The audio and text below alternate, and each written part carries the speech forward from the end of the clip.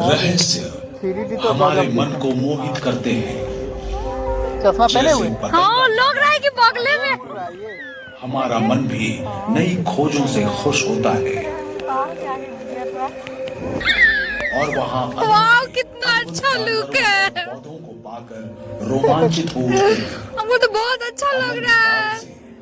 हमने बहुत लग रहा है कि हम लोग चल रहे हैं, उड़ रहे हैं आसमान में। दुनियाओं का दौरा करने का सपना देखा है जो थी बस कुछ ही दूर।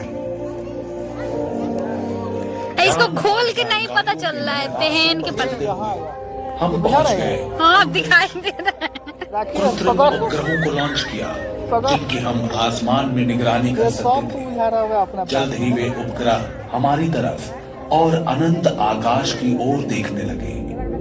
वाह आ गया जब अमेरिका और रूस के अंतरिक्ष यात्री अंतरिक्ष में पैदल चलने लगे।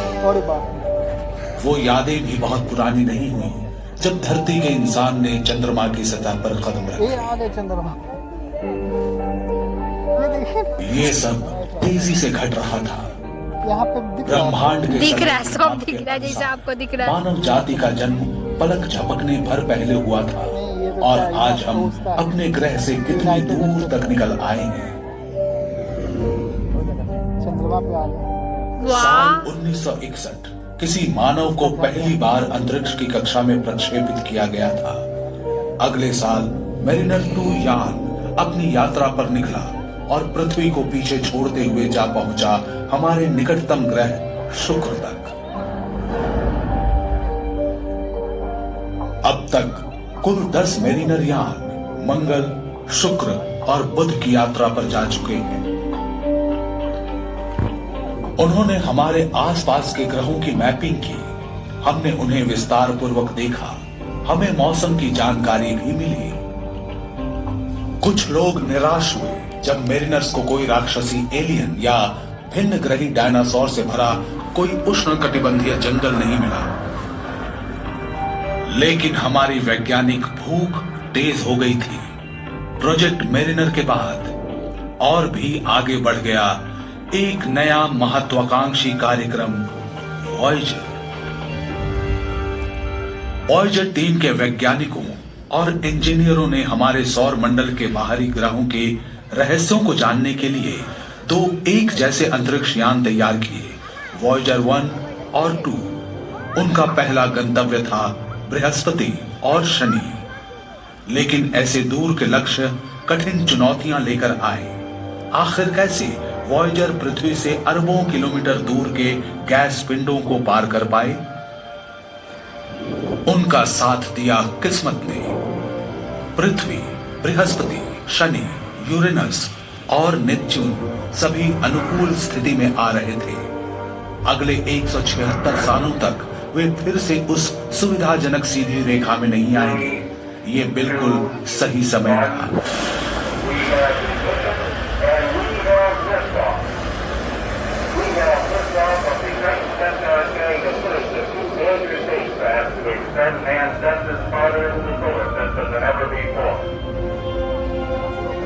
बीस अगस्त सन 1977 वॉयेजर 2 को अमेरिका के फ्लोरिडा के केप कैनवरल से लॉन्च किया गया। 5 सितंबर को वॉयेजर 1 भी अपने जुड़वां यान के पीछे पीछे इतिहास की सबसे लंबी यात्रा पर निकला।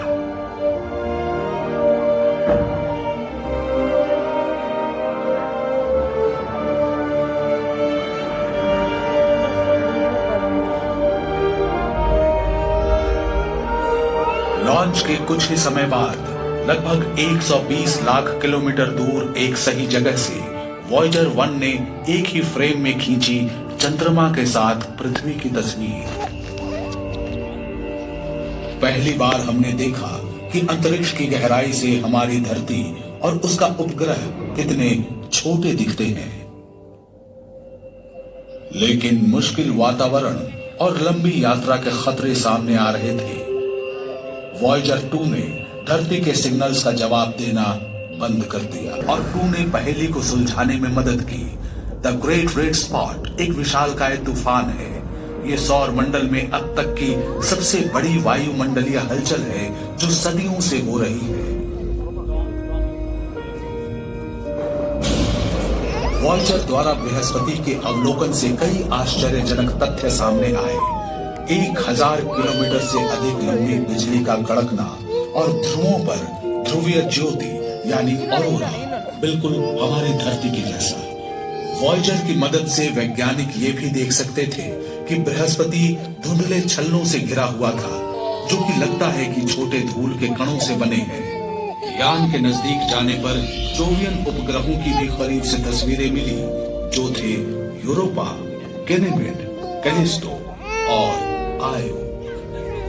गैनीमेड के दृश्यों ने पुष्टि की कि ये सौर मंडल में किसी भी ग्रह का सबसे बड़ा उपग्रह है। हमारे चंद्रमा से 1.5 गुना बड़ा, यानी आकार में बुध ग्रह से भी विशाल। लेकिन बृहस्पति के 2 अन्य उपग्रहों आयो और यूरोपा पर और भी अचरज भरे हुए थे। पर ही सक्रिय ज्वालामुखी हैं। उनका मानना था कि अन्य किसी ग्रह और उपग्रह पर भूकंप नहीं होते, लेकिन वॉयजर ने आयो की जमी हुई सतह पर ज्वालामुखी को पिघला हुआ लावा उगलते हुए साफ देखा। आयो के कुछ लावा प्रवाहों की लंबाई 500 किलोमीटर तक की थी। शानदार दृश्य था वो। लावा और काले ज्वालामुखीय राख का चमकीला सम्मिश्रण। लाल, नारंगी, पीला, मरून, सतह पर रंगों की छटाएं बिखरी पड़ी हैं। ये अपेक्षाकृत युवा है और यहाँ निम्न दबाव के क्षेत्र हैं।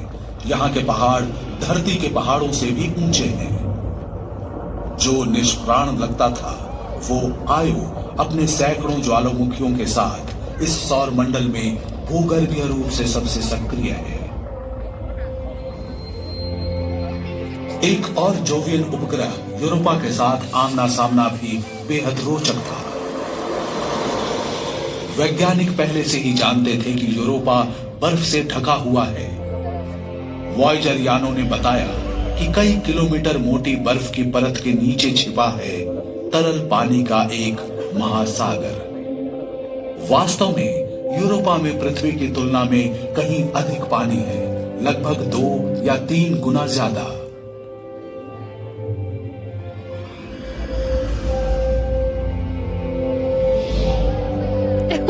अंदर घुस रहे हैं।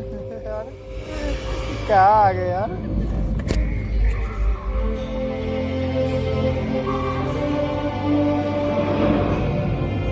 तरल जल से जीवन संभव होता है। क्या ऐसा हो सकता है कि यूरोपा के छिपे हुए समुद्रों में भिन्न ग्रही जीवन विकसित हो गया हो? शायद हम कभी यूरोपा के बर्फीले पानी में ज्ञानवान जीवन नहीं पाएंगे, लेकिन एक छोटा सूक्ष्म जीव भी वैज्ञानिक अंतर्दृष्टि में क्रांति लाएगा।